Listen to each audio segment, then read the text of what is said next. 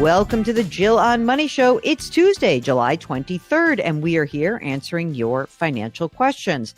And if you listened to yesterday's show, by the way, it was about a guy who called us and he said, oh, I spoke to you in 2021 and you said I could retire. Mark and I have gone through all of our archives. We cannot find this guy. So if we told poor Alex from California that he absolutely had no problem retiring, man, we can't find evidence of that. So I believe you. I believe what you say. We just can't find this. And the lesson of yesterday's show was be careful not to retire too early based on someone you just talked to on a podcast without really double, triple checking every single year before you start thinking about doing what you say you want to do. If you're making a huge financial decision, we'd love to help you out. But, you know, we also want to keep hearing from you and retesting it and listening to how circumstances might change, and just want to give you like that disclosure, like your life is going to change. So I hope that if you're about to make a huge financial decision, get back in touch with us before you make that decision. So if you're 53 and you think you're going to call it quits because we told you 5 years ago that looks like you could do that, it's always a could. It's never a definite. I mean, unless you have a pension, and then it probably is a definite.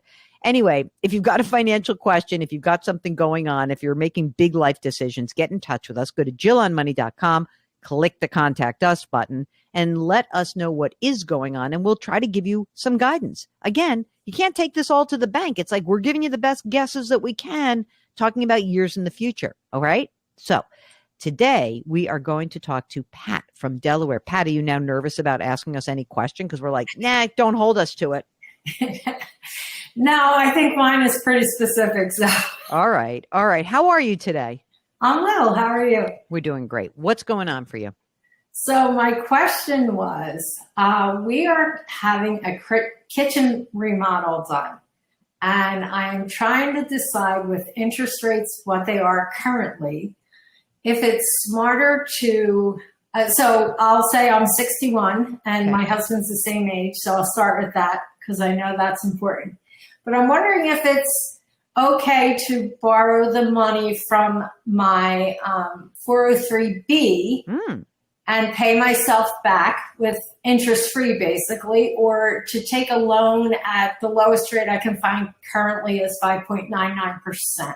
5.99%, is that a home equity line of credit or a loan, a personal line? What is that 5.99%? It's a home equity loan. Home equity loan. And how much would you have to borrow to get this done? There is a minimum of $5,000. That's it? That's it. Well, let's say 10,000. Okay. Okay. No, what's the remodel going to cost? It's going to cost $50 total. I wanted to borrow $35. What was the $5,000? I don't understand. What did you just tell me $5,000 was? Oh, well, that was the minimum for the loan. Like no. I'm saying the minimum amount what is the amount of money you need? You need $50,000. I need 35. You need 35. Okay. Yeah. That's the number that we need. Do Correct. you have money that's in the bank right now? I do. How much? About $55,000. And both you and your husband are still working, right? Because you're at a 403B. Correct. How much do you guys earn? About $155,000. Okay, great. And you got 55 in the bank. You have a 403B. How much is in the 403B right now? Both of us almost about the same, about $125,000 each. And are you guys entitled to a pension down the line? I currently receive a pension from when I worked for a municipal government, and I started collecting at age 55. I get about $1,100 a month. Did you include that in your 155? No. Okay, so that's the extra money coming in, that $1,100 a month, right? Correct. I got you. And $125 each in your 403Bs are your retirement accounts. Any other money that you have invested right now? Just a small amount, $15,000 in a water stock. In a what stock? Water. Do you have a big gain on that stock? Over the years, yes. Lately, no. It's been lower. We've had it for a very long time. I know. I want to sell it. I'm about to sell it. Sorry. I hope you're not I hope you're not emotionally attached to it. I'm not. How much is the house worth right now?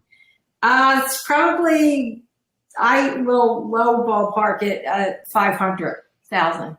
And you have a mortgage that's outstanding still? Of 22,000. That's it? That's all. Oh my gosh. What's the interest rate on that? 2.75%. Okay, so we're not paying that down. No. Ah, boy, this is interesting. Okay, so right now, what do you do with the $1,100 a month that comes in from the defined benefit plan? It gets just put in the bank, and that 55,000 that I have in there, 50 of it is in CDs. Oh, okay. Do you have an idea about how much you guys spend every year or every month? No. I'm going to give you a little bit of homework just Okay. track that. I mean, you have no other debt besides this mortgage, right? No, I mean, we have a credit card, but I try and pay that off every month. Mm-hmm. Is there anything outstanding right now on the credit card? 1,100. That's it. Okay. That's all. How about car loans? We do have car loans. I have one that has a balance of 9,000. Mm-hmm. And my husband's is probably the same, about 10,000 maybe. Do you know the interest rates on those car loans? His is 0. Oh, I love that one. That's Mine a good is one. 1.99. Okay, we don't have to pay those off. Good. Yeah. So we do have to. So can you just do me a favor? Yeah. When we get off of this conversation, just pay off that credit card right now because you have money in the bank. Pay off that $1,100. Okay. All right, just get that done. I don't want any more credit card debt. Okay. Got it. So your idea here is to use 25 that you have in the bank, right? And then borrow 35 and then you pay for your, whatever, So 25. What do you think? Well, so I've already sent them checks for 15 grand. Oh, okay. So So- of the 50 grand in other words, you're saying to me, of the 50 grand that is the renovation, you've already spent 15. Correct. Okay. And use cash. Okay. And the 35 is just what's left. Correct. Okay. So here's what I think you can do. I mean, this is like a little bit dangerous. So I'm going to give you two different options. Okay.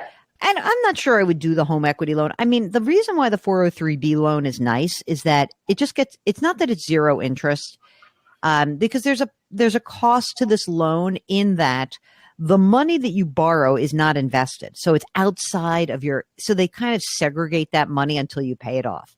The nice part about a 403B loan or any retirement plan loan is that you pay yourself back. Okay. Right. And you're going to work for as long as necessary to pay off that loan, right? Correct. Okay.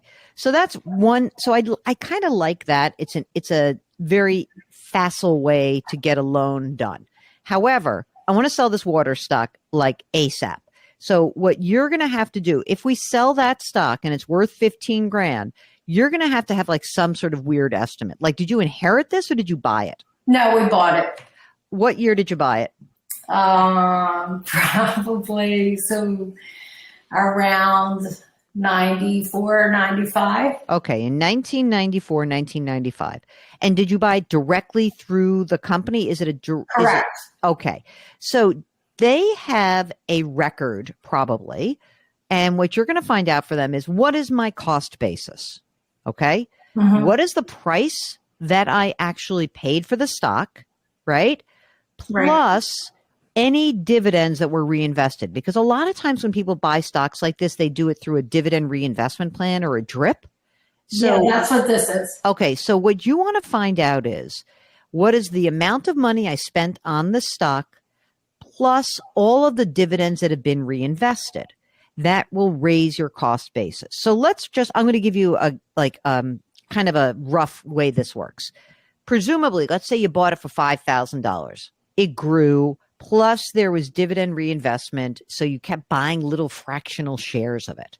So that even if it says $15,000, it's not as if you would, take 15,000 minus the 5,000 you paid is a $10,000 gain. It might be more like the actual cost basis, because you kept buying these little fractional shares, goes up a tiny bit. So maybe instead of a $5,000 cost basis, it's a $7,000 cost basis. Okay. We want the number to go up. That's the good news. Now, let's say then this is now called a long-term capital gain. So now let's say your cost basis is 7. It's worth 15.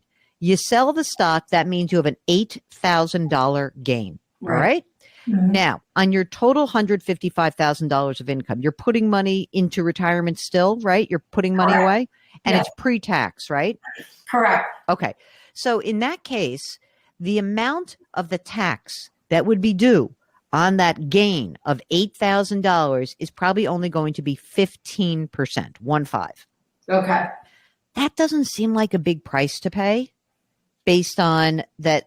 Like, you've had this stock. It's not like it's some great performer. I wouldn't say that you need to have this individual stock. It's, you bought it. It made some money. It's kind of stagnant now. So big deal, right? So if you think about it this way, you say, okay, well, let's say I have to pay $1,200 in capital gains. Maybe it's $1,500 when you get done with paying any state tax or anything. So then you say to yourself, well, wait a minute. Out of the $15,000, I'll pay some tax, $1,500, $2,000. I'll have $13,000 net to you guys. Right. Now, instead of borrowing $35,000, I can borrow $35,000 minus $13,000, like the money you would have of the proceeds from selling the water stock. Right. Now you only have to borrow $22,000. That's it. Yeah. And, to some extent, Would you borrow? I mean, I don't know what their real monthly nut is, but would you borrow or would you take it out of the cash? Well, so here's your choice. So then we have to come up with 22 grand. Mm-hmm. The question is how comfortable you feel with spending down 22,000 of the 55 in the bank. Not comfortable. Not at all. No. I know, because you like having the access to the money. I grew up in a single parent household and it's just been always a fear of mine. So I'm not comfortable spending any more of the double cash. I'm with you. I'm totally with you. Okay. So here's what you're going to do. You're going to, number one, pay off the credit card debt immediately from the money in the bank. Because I don't want you paying that. Okay. You're going to, nice and easy, pay off your car loan, pay off the 2 car loans, don't accelerate it. They're really cheap. You're not going to pay extra on your mortgage. Right. How many years is that mortgage good for? How much longer? So the car loans will be paid off in 2026. The mortgage will be 2027. Okay, great. And so what happens then is that your cash flow is going to look great. And over the next couple of years, right? And you're going to just keep banking money as much as you can.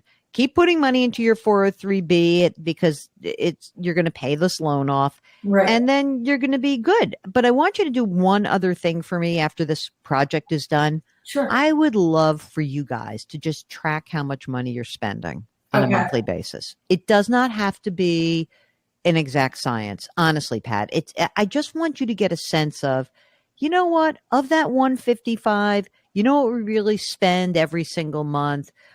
We spend $90,000 or whatever it is. I just want to get a sense of it because we do want you guys to retire eventually, right? Yes. That would be a nice thing. How much longer do you think you'll work? I think I'll work. So I probably will work till I'm 67, if not. So at least 6 more years. Okay. Then we're going to be good. You're going to pay off this loan. It's going to be no problem. That $1,100 a month, keep building up your bank account. That's a beautiful thing. And then your husband also, he'll keep working. You keep squirrel away your money. And, if you have a sense of how much money you're really spending on a monthly basis, what I think it does, it'll give you some control. I just interviewed somebody who said, they were really kind of up a creek without a paddle on their finances. And this woman said to me, it was not until I actually really focused on the numbers, which always scared her, did she start to have any semblance of control. Because she was like, well, then I knew what I was dealing with. Right. For you, I don't want you to retire until you really know, what are these numbers? Do I feel comfortable? 2 Social Security checks plus my pension. Are we going to be okay? And the answer is probably going to be sure, because if you think about it, in the next few years, no car loans, no mortgage. I don't know if you're the kind of people who keep cars for a while, but you're going to be in great shape. Yeah.